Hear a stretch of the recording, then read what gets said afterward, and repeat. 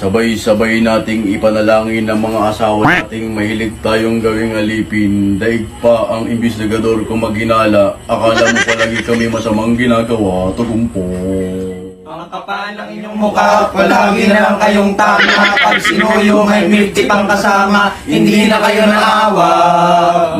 Pakiulit po. Ang kapal ng inyong mukha, palagi na lang kayong tama. Pag sinuyo may milk tea pang kasama, hindi na kayo naawa.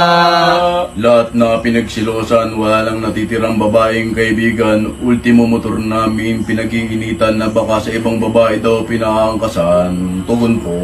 Ang kapal ng inyong mukha, palagi na lang kayong tama. Pag sinuyo may milk tea pang kasama, hindi na kayo naawa.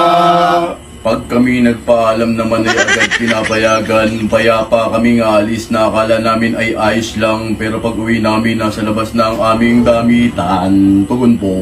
Ang kapal ng inyong mukha, palagi na lang kayong tama. Pag sinuyo may milk tea pang kasama, hindi na kayo naawa.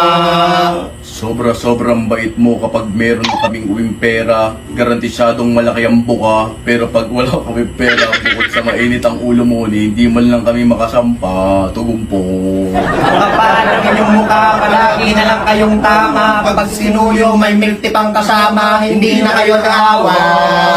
Kapag kami ay kumakalabit, bawal. Pero pag kayo, hindi kami pwedeng tumanggi. Maski pagod na pagod kami galing trabaho. Tugumpo. Ang kapal ng inyong mukha, palagi na lang kayong tama. Pag sinuyo may milk tea pang kasama, hindi kayo naawa. Ang hilig nyong manakit, palagi nyo kaming pinapalayas. Maski kami naman ang nagbabayad ng upa ng bahay. Tugumpo. Ang kapal ng inyong mukha, palagi na lang kayong tama. Pag sinuyo may milk tea pang kasama, hindi na kayo naawa. Hindi. Hinihilig namin ang inyong pagbabago. Kami ay nagsusumamo. Babait, babait, babait. Tugumpo. Babait, babait, babait. Babait, babait, babait.